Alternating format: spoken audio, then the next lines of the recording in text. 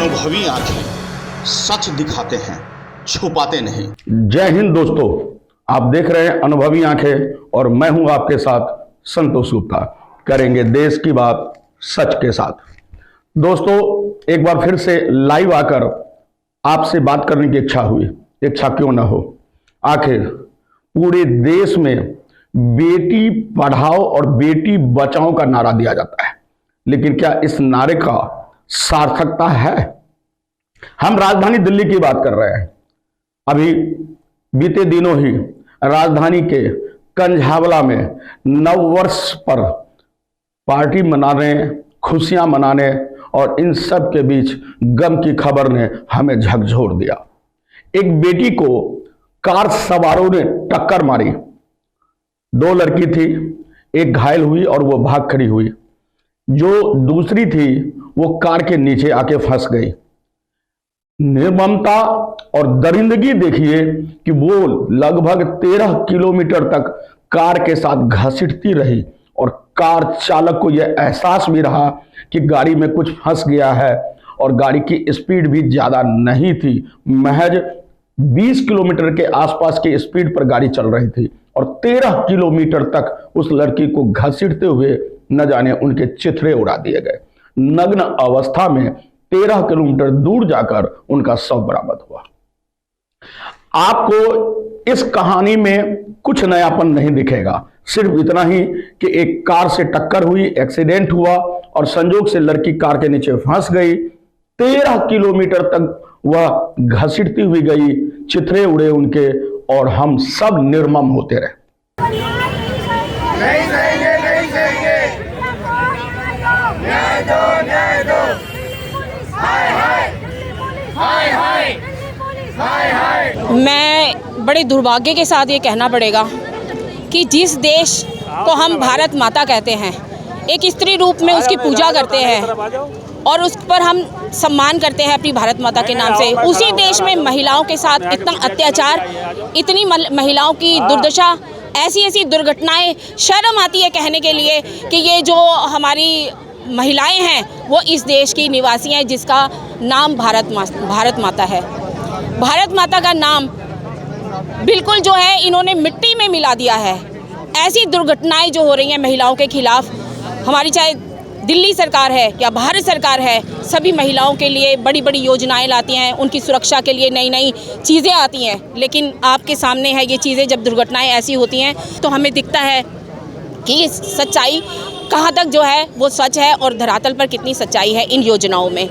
दिल्ली में या हमारे भारत में कह लीजिए, और हमारी दिल्ली में तो कतई भी महिलाएं सुरक्षित नहीं हैं। ऐसी ऐसी घटनाएं जो है जो हमें शर्मसार करती हैं, नित्य नई घटनाएं होती हैं। यही तो शर्मनाक बात है कि पुलिस प्रशासन कहता है कि हम तो इतने एक्टिव हैं, हमारी इतनी गश्त है, इतने लोग जो है पुलिस जो बल है वो हमारा तैनात है सुरक्षा के लिए। और ऐसा सेंसिटिव दिन 31 दिसंबर का दिन, जिस दिन सब लोग कहते हैं कि हम लोग जो है पूरी रात जो है एंजॉयमेंट करते हैं और लोगों का हुदड़ंग मचा रहता है, ऐसी सेंसिटिव रात को इतने पुलिस प्रशासन होने के बावजूद ऐसी दुर्घटनाएं होती हैं तो हम खुद ही कहेंगे ना कि पुलिस क्या आंखें बंद करके बैठी हुई है। इतनी जो दुर्घटनाएं हो रही हैं तो पुलिस को नज़र नहीं आती हैं, इतना पुलिस प्रशासन होने के बाद जो तैनात है और फिर भी ऐसी दुर्घटनाएं होती है, तो कहीं ना कहीं लगता है कि ये सब जो है झूठ है, छल है, कपट है, जो कि महिलाओं के साथ किया जा रहा है। अब मैं उस सवाल पे आ रहा हूं कि इस पूरी घटनाक्रम का एक चश्मदीद गवाह भी है और वो है दूध वाला। एक चश्मदीद गवाह है। उन्होंने कहा कि उन्होंने अपनी आंखों के आगे सामने की सड़क पर एक कार के नीचे एक लड़की को घिसटता हुआ, कार को आगे बढ़ता हुआ देखा। उसकी मानवीय पहलू देखिए कि उन्होंने फौरन दिल्ली पुलिस के कंट्रोल रूम को कॉल किया और बताया कि घटना की सारी जानकारी। वह व्यक्ति इतना ही नहीं कि सिर्फ पुलिस को कॉल करके अपनी जिम्मेदारी की तीसरी कर ली, नहीं, उन्होंने अपनी गाड़ी से उस गाड़ी का पीछा करना शुरू किया और 13 किलोमीटर की दूरी तक वो उस गाड़ी का पीछा करता रहा और उनका दावा है कि लगभग 18 से 20 बार उसने दिल्ली पुलिस को कॉल करके बताया तमाम लोकेशन और अपडेट। बड़े ही दुख के साथ यह सूचना देना पड़ रहा है कि इस बीच 18 से 20 बार कंट्रोल रूम को बताने के बाद भी पुलिस उसे गिरफ्तार नहीं कर पाई। 3 जगह पे उन्हें पुलिस वैन भी मिला, जी हां, मोबाइल पुलिस वैन। उनको भी उनका दावा है कि हमने जानकारी दी, लेकिन उसके बावजूद भी उन दरिंदों को गिरफ्तार उसी समय नहीं किया गया।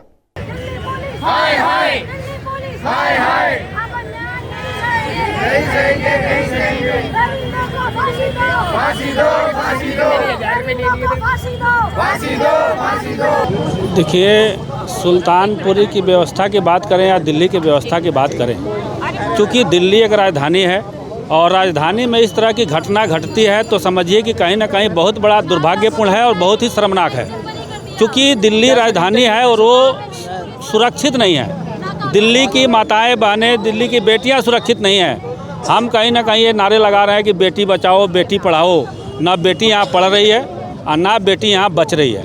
आज जो उस लड़की के साथ जो घटना हुई, मैं मानता हूँ कि ये घटना इतना ही दर्दनाक हुआ और कहीं ना कहीं मैं मानता हूँ कि पुलिस की बहुत बड़ी बेपरवाही रही है। लड़की के बॉडी को घसीटा गया, उसके बाद कहीं पुलिस की जिप्सी नज़र नहीं आई या बीट अफसर वहाँ घूम नहीं रहे थे, जबकि 1 जनवरी का दिन था। 31 दिसंबर को हाई अलर्ट किया गया था कि किसी प्रकार का नशे में होकर के रात में कोई नहीं घूमेगा।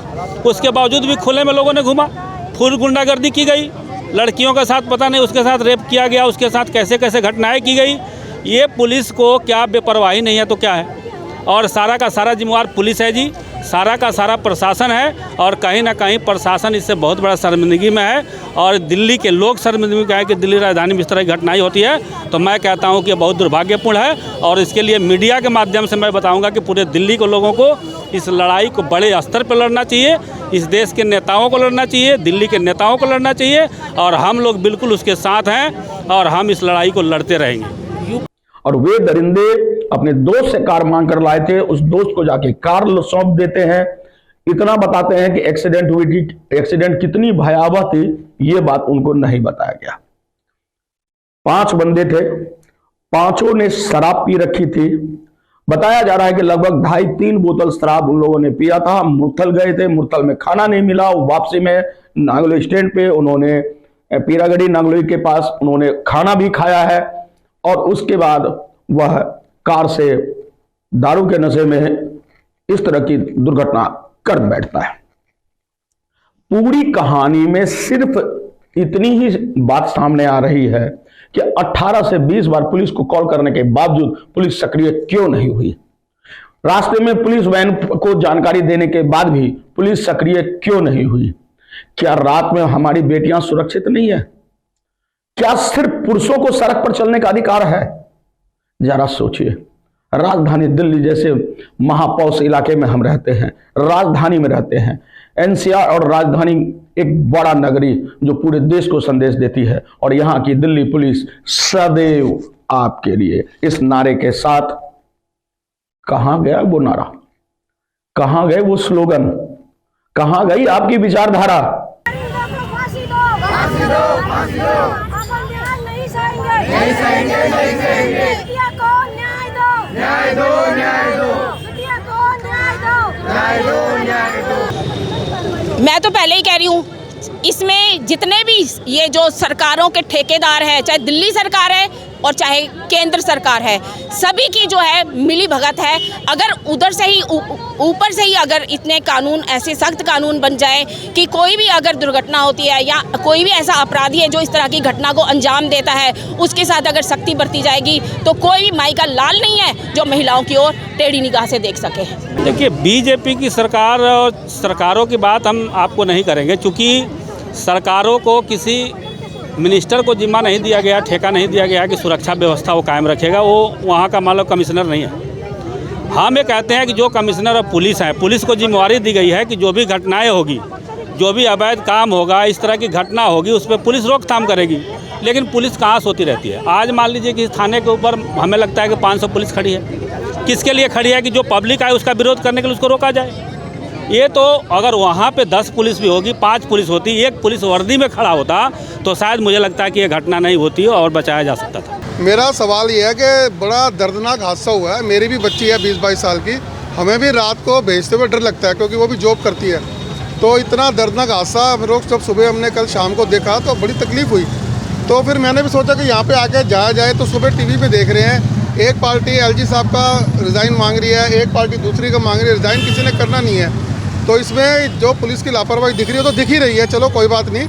लेकिन लड़की के परिवार में जब हमने देखा कि उनके 2 छोटे भाई बहन हैं, मदर उसकी सुना है कि बीमार रहती है, तो ये जो हमारी जो दिल्ली में जो 2 मेन पार्टियां हैं, ये लड़की के परिवार के आगे के भविष्य के लिए क्या कर रही है, मेरा सिर्फ एक यही सवाल है। क्योंकि दिल्ली में जो हमारे सीएम हैं केजरीवाल साहब, ये अपने इससे पल्ला नहीं झाड़ सकते कि जी पुलिस हमारे हाथ में नहीं है। तो क्योंकि जब आपको कल को वोट लेने आते तो आप ये थोड़ा कहते पुलिस हमारे हाथ में नहीं है। तो एलजी का काम अपनी जगह है, इनका काम अपनी जगह है। तो मेरा सबसे यही अनुरोध है इनसे, सभी लोगों से, कि हम जो ये कर रहे हैं, दबाव डाल रहे हैं सरकार के ऊपर, जरूर डालें, ये हमारा राइट बनता है। लेकिन हमें जो लड़की के परिवार के लिए भी कुछ करना चाहिए।